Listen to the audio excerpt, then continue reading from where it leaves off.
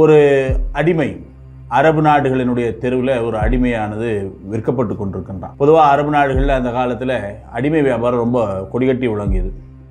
அடிமைகளை அழைத்து கொண்டு போய் அவங்கள வேலைக்கு வைத்துக்கொள்வது, செக்ஸ் அடிமைகளாக வைத்துக்கொள்வது கூட அந்த காலத்தில் இருந்திருக்குது. அப்படி ஒரு அடிமை அரபு நாடுகளினுடைய அந்த தெருவில் விற்கப்பட்டு கொண்டிருந்தான். அந்த சுல்தான்கிட்ட கொண்டு போய் கடைசியாக இந்த அடிமை விற்கின்றார்கள். அந்த சுல்தான் தான் வேறு யாரும் இல்லை, நாம் கடந்த தொடரில் பார்த்த கோரி முகமது, பிருத்திவிராஜும் ஜெயச்சந்திரனையும் கொன்ற கோரி முகமது.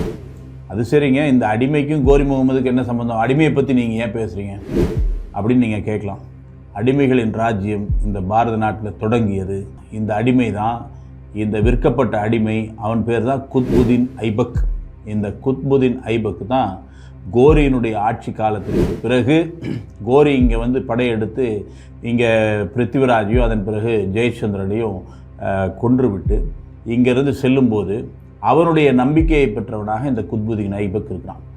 அடிமையாக அவன் அந்த கோரிக்கிட்ட சேர்ந்த உடனேவே அவனுடைய அந்த துருதுருப்பான தன்மையும் எல்லாவற்றையும் உடனே கற்றுக்கொள்ளக்கூடிய அந்த ஆர்வமும் கோரி முகமதுக்கு ரொம்ப பிடிச்சி போகுது. இவன் என்ன பண்ணுறான், முதல்ல குதிரைப்படைகளுக்கான ஒரு பொறுப்பாளராக போடுறான். அதன் பிறகு குதிரைப்படையினுடைய தலைவனாக மாறுகிறான்.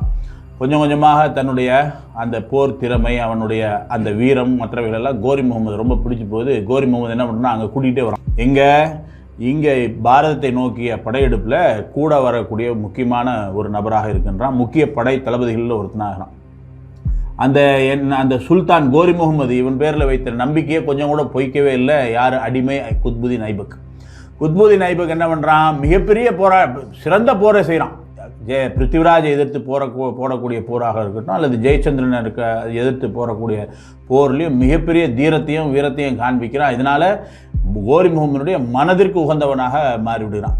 அது மட்டும் இல்லை, அதுக்கப்புறம் அங்கேருந்து வாரணாசி அதாவது அன்றைய காசி வாரணாசின்னு சொல்லுவோம். வாரணாசி வங்காளம் வரைக்கும் கோரி முகமதுனுடைய அந்த படைகளை அழைத்து கொண்டு கோரி முகமது உட்காந்துங்க, நான் போய் எல்லாத்தையும் பார்த்து உங்களுக்கு தேவையான பரிசெல்லாம் கொண்டு வரேன்னு சொல்லிட்டு போய் சூறையாடி கொண்டு கோரியினுடைய கால்களில் இந்த அடிமை கொட்டுகிறான். கோரி அந்த அடிமைக்கு கொடுத்த பரிசு தான், நான் ஆப்கானிஸ்தான் திரும்பி போகிறேன், அதனால் நீ இங்கே இருந்து என்னுடைய சார்பாக இங்கே ஆட்சி நடத்து என்று சொல்கின்றான். அடிமையாக வந்த அந்த குத்புதீன் ஐபக் ஆட்சியாளனாக மாறிய கதை இதுதான்.